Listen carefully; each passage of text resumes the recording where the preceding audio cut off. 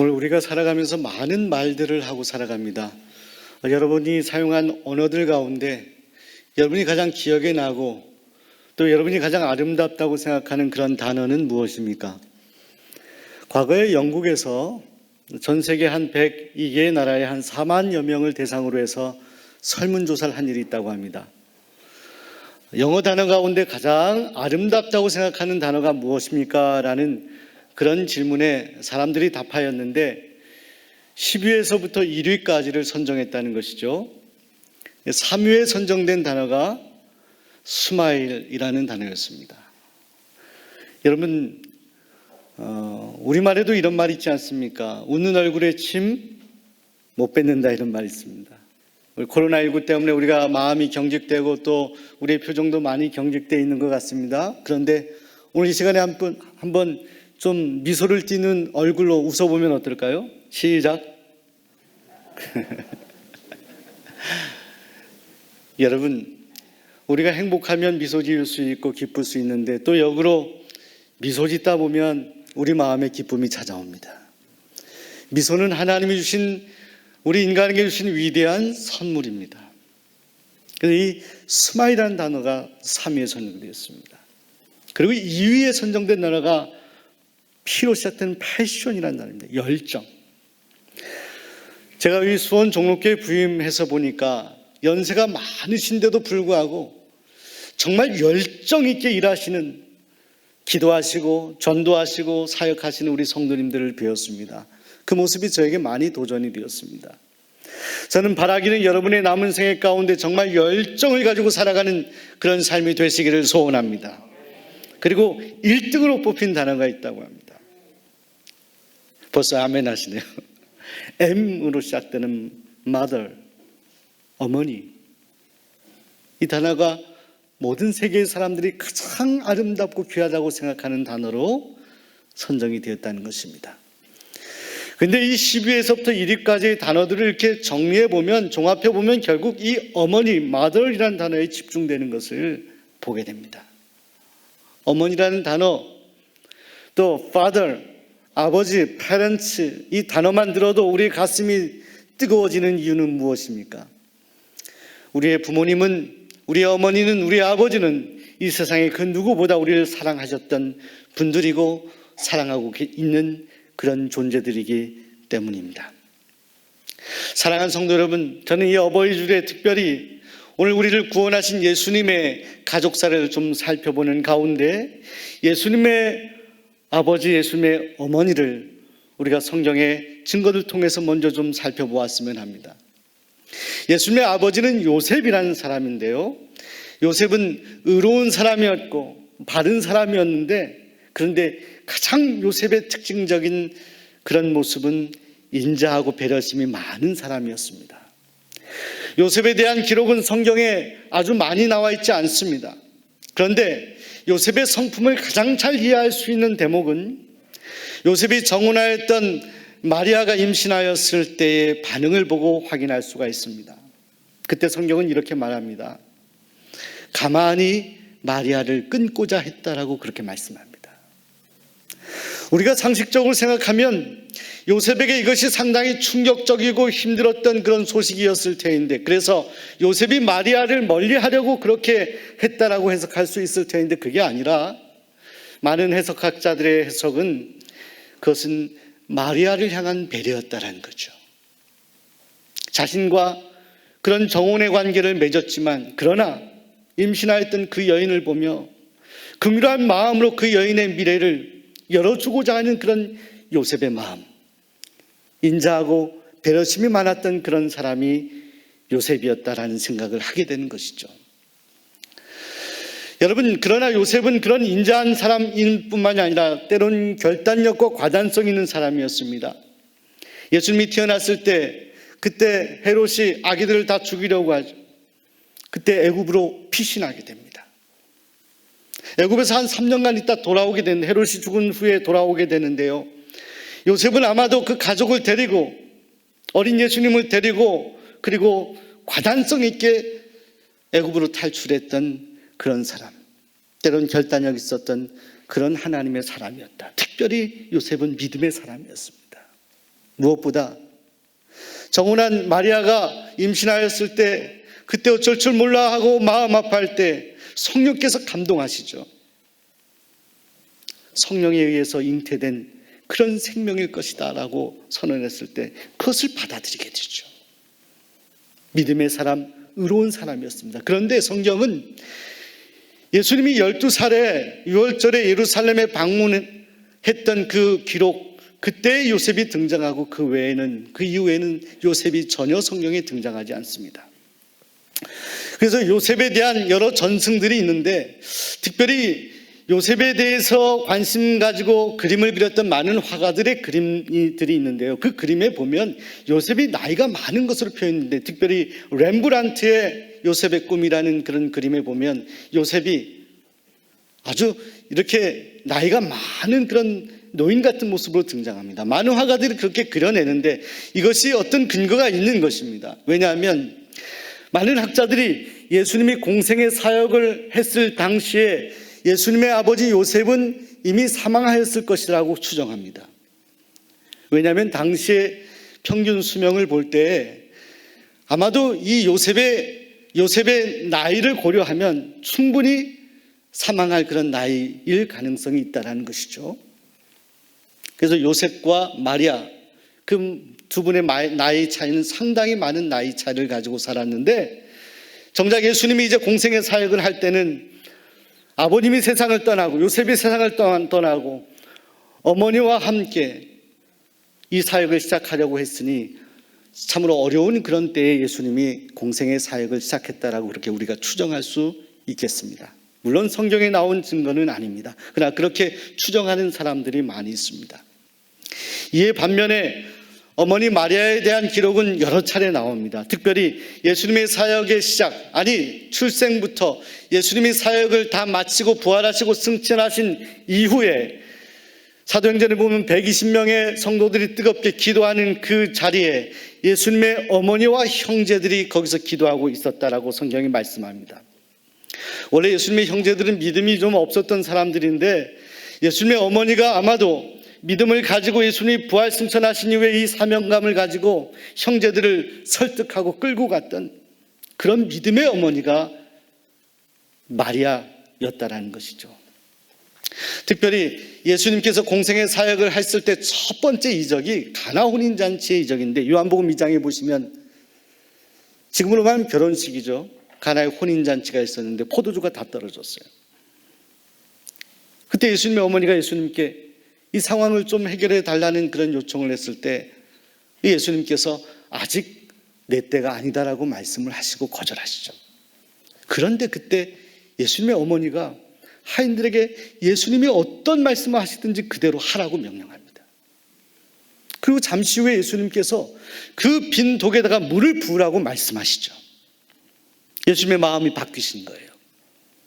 저는 요한복음 2장의 이 행간을 읽으면서 예수님의 어머니 마리아가 얼마나 기도를 많이 하는 믿음의 사람, 기도의 사람이었는가를 느끼게 되었습니다. 예수님이 사역할 때마다 그림자처럼 늘 마음으로 함께하였던 분이 예수님의 어머니 마리아셨습니다. 예수님이 이 땅을 떠나신 이후에도 그 예수님을 기억하며 믿음의 행보를 이어갔던 분이 예수님의 어머니 마리아. 그래서 전승에 의하면 아마도 사도 요한과 함께 에베소에서 이 마리아가 마지막 사역을 하다가 거기에서 생을 마감하였을 것이다 라고 그렇게 이야기하는 분들도 있습니다. 마리아, 예수님의 어머니 마리아, 그 마리아를 우리가 기억하면서 또 요셉을 기억하면서 오늘 이 어버이 주일을 지내봅니다. 그런데 사랑하는 여러분, 특별히 이 마리아와 관련된 성경의 본문 가운데 가장 기억에 나고 제 마음에 심금을 울리는 구절은 오늘 우리가 읽은 성경의 말씀입니다. 예수님께서 하나님의 뜻대로 십자가의 길을 가시고 십자가에 매달리시고 마지막 고통당하며 돌아가시는 그 현장에 울고 있는 4명의 여인이 있었다라고 성경이 말씀합니다. 글로바의 아내 마리아, 막달라 마리아, 또 예수님의 어머니 마리아, 그리고 예수님의 이모가 그곳에 있었는데 그 울고 있는 마리아를 예수님이 바라보게 됩니다. 제자들이 다 도망갔습니다. 사람들이 다 도망갔습니다. 예수님을 떠났습니다. 조롱하는 이들이 많았습니다. 그러나 끝까지 그 고통의 현장, 죽음의 현장, 그 십자가의 현장에도 함께 끝까지 있었던 것이 바로 어머니의 사랑, 마리아의 사랑이었던 것이었습니다. 어머니는 그런 분이시죠. 또 우리 아버지는 그런 분들이시죠. 2차 세계대전 때 그 나치하에 많은 사람들이 수용소로 끌려가서 가스실로 끌려가 죽음을 당하는 일들이 있었습니다. 근데 한 유대인 가정, 이 가정이 수용소에 끌려가서 지내는데 특별히 이 수용소에서는 노동을 잘 하지 못하는 사람들부터 이 가스실로 데리고 갔다는 것이에요. 근데 그 가정에 아들이 둘이 있었는데 아들 하나가 몸이 약해요. 수용소에 들어간 이후에 이 부모는 늘 그 아들 생각을 하는 거예요. 혹이나 아들이 끌려가면 어떨까? 그런데 어느 날 보니까 그 아버지의 눈에 그 아들이 보이지 않는데 그 아들뿐만이 아니라 사랑하는 아내도 보이지가 않는 거예요. 가스실로 끌려가게 된 거죠. 근데 그 끌려가는 모습을 본 사람이 증언을 하는 것을 그 남편, 그 아버지가 듣게 되었어요. 그 연약한 아들을 그들이 끌고 가는데 그때 그 모습을 본 어머니가 그 아들을 보면서 아들아 거기 있으라고, 내가 같이 가겠노라고 하면서 그 아들에게 다가가 그 아들을 안고 같이 가스실로 들어갔다는 거예요. 겁이 나서 눈물 흘리는 그 아들을 가스실로 홀로 끌려가는 것을 보지 못하고 어머니가 그 가스실로 같이 들어가서 죽음을 당했다는 거예요. 사랑하는 여러분, 이것이 어머니의 사랑인 것입니다. 고통의 순간에도 함께하는 그 존재가 이 땅에 누가 있겠습니까? 그것이 우리 아버지의 사랑인 것이죠. 예수님이 십자가에 달려 돌아가실 때, 다 떠나 있을 때에도 예수님의 어머니 마리아는 그 현장에 함께 계셨습니다. 사랑하는 성도 여러분, 오늘 어버이날에 오늘 우리의 생애를 좀 돌아봅니다. 오늘 여러분은 부모로서 어떤 정체성을 가지고 계신가요? 또 여러분 자녀로서 어떤 정체성을 가지고 계십니까? 그런데 사랑하는 여러분, 마지막 그 십자가 위에서 고통당하는 그 아들을 바라보며 울고 있는 그 어머니를 향한 아들의 정체성, 아들의 모습을 오늘 성경이 기록하고 있습니다. 십자가에서 물과 피를 다 쏟으시며 고통당하는 예수님께서 눈물 흘리며 흐느끼는 어머니를 향하여 온 힘을 다하여 어머니를 부릅니다. 어머니, 여기 아들이 있습니다라고. 제가 아들입니다. 십자가에서 아무것도 어머니를 위해서 해줄 수 없는 우리 주님께서 어머니를 부르시며, 어머니를 부르며 여기 어머니 제가 있습니다, 아들이 여기 있습니다라고 그렇게 어머니를 부르고 있는 모습을 보게 됩니다. 근데 사랑하는 여러분, 어머니를 아들로서 부르는 예수님께서는 어머니를 부를 뿐만이 아니라 그 옆에 있던 사랑하는 제자에게 사랑하는 어머니를 맡깁니다. 성경은 애제자라고 하는데요, 신약학자들은 이 애제자에게 어머니를 맡기면서 보라, 이제는 너의 어머니다라고 그 어머니를 제자에게 맡깁니다. 사랑하는 여러분, 우리를 구원하신 위대하신 구세주 예수님께서는 그 십자가의 가장 절박하고 고통스러운 순간에도 자신의 육신의 어머니 마리아를 잊지 않고 그 어머니를 향하여 자신의 어머니의 사랑하는 아들임을 고백하며 그 어머니를 사랑하는 제자에게 맡겼던 마음 따뜻하고 책임감 있는 효심이 깊었던 그런 주님이셨음을 우리가 기억하게 됩니다. 사랑하는 여러분, 오늘 어버이 주일에 이미 사랑하는 부모님이 세상을 떠나시고 천국 가신 부모님들이 계실 것입니다. 천국에서 우리를 응원하고 계시는 부모님들을 우리가 기억해 봅니다. 또한 이 땅을 살아가는 동안에 우리가 아직 생존해 계신 부모님이 계시다라고 한다면 오늘 우리는 사랑하는 주님이 십자가에서 마지막까지 간곡히 외쳤던 사랑하는 어머니에 대한 부름을 우리가 불러보아야 할 것입니다. 제가 한 어머니가 딸을 돌보는 영상을 본 적이 있는데 함께 영상을 보며 나누길 원합니다. 이렇게 보겠습니다. 가난과 무지로 제대로 돌보지 못한 내 딸. 남의 집살이하며 착하게 살던 내 딸인데 이제 나이 60에 치매라고 합니다. 아이고, 그 말할 수가 없죠. 마음 착하게 살면 새끼들이라도 산다 그러고 생각하고 살았는데 어디 가도 일해도 내가 10원 하나도 안 속이고 내가 그러고 일도 열심히 하고 살았는데 지금 여기 이렇게 사람들과 노래하고 활동하는 시간이 부모의 따뜻한 관심도 남편의 자상한 사랑도 못 받아본 우리 딸에게는 인생에서 가장 행복한 순간인지도 모르겠습니다. 나는 다 활동하고 우리 딸도 절대 여기 복지가 나왔어도 가만 놔두지 말아게 일이라도 시키고 무엇이라도 해야지. 집에서도 자꾸 공부 같은 것도 막 하라고 많이 좋아졌어요. 어릴 때 밤늦게 돌아오던 엄마를 기다리던 우리 딸처럼 오늘은 내가 우리 딸을 기다리고 있습니다. 아이고 잘했어 잘했어. 이거요, 우리 딸이 만든 작품입니다.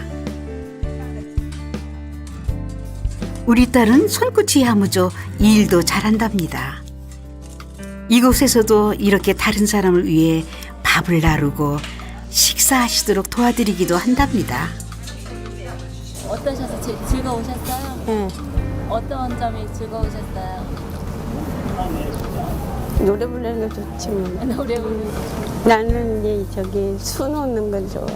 아, 술 넣는 게 좋은가요? 예. 우리 엄마는 엄청 부지런하시고 부지런하시고 그리고 우리 자식들 위해서 고생도 많이 하셨잖아요. 어떻게 엄마랑 하고 싶은 건 뭐가 있어요? 엄마하고 엄마하고 하고 싶은 거. 엄마랑 같이 가고 우리 가면 같이 가고 그러지. 늘 그냥 이날처럼 이렇게 엄마랑 계속 같이 있고 그러고 싶으신 거죠?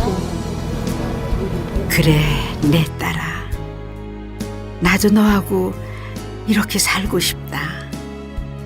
그리고 더 바라는 것이 있다면 너보다 단 하루만 더 살아 너를 지키고 싶구나. 치매가 너의 생각을 그리고 기억을 조금씩 가져가더라도 지금 내가 너의 손을 잡고 이 언덕길을 오르듯 너의 생각이 되고 기억이 되어줄 테니 우리 힘을 내보자. 걱정이 무엇이냐면은 내가 죽으면 이 딸을 어디다 맡길까? 어디다 맡길까?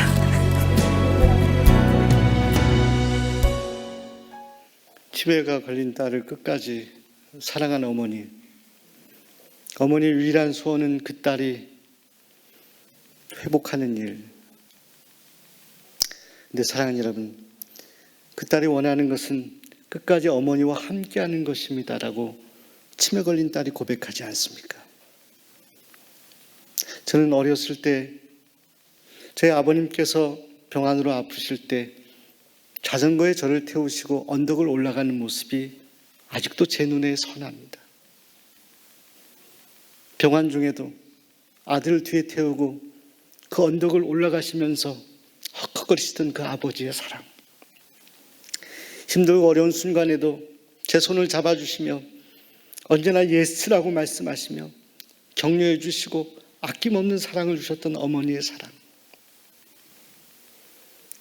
일평생 우리가 그 어머님과 아버님을 어찌 잊을 수 있겠습니까? 사랑하는 여러분, 어머니의 이마에 펴인 주름을 보셨습니까? 아버지의 손등에 펴있는 그 주름을 보셨습니까? 연약한 걸음걸이로 빨리 걷지 못하고 천천히 걸어가시는 사랑하는 여러분의 부모님들을 보셨습니까? 이제는 오늘 우리가 십자가에 달리신 주님처럼 그 사랑하는 어머니와 아버지, 그 연약한 손을 잡아드려야 될 때가 아닐까요? 그들과 우리가 함께 해야 될 때가 아닐까요? 그분을 우리가 우리 마음 진정 깊은 곳에서부터 사랑과 존경을 표현하며 함께 해야 될 때가 아닐까요? 여전히 여러분의 아버지, 여러분의 어머니는 여러분을 지극히 사랑하십니다. 그 사랑의 마음이 느껴지시나요? 그 깊은 사랑, 그 깊은 은혜를 우리가 마음에 새기며 오늘은 어버이 주일, 그리고 우리의 일평생, 오늘 주님처럼 제가 아들입니다 표현하며 당당히 아름답고 귀한 자녀로서의 모습으로 어머니 아버지 앞에 서 있는 오늘 우리가 될 수 있기를 소원합니다. 함께 기도하겠습니다.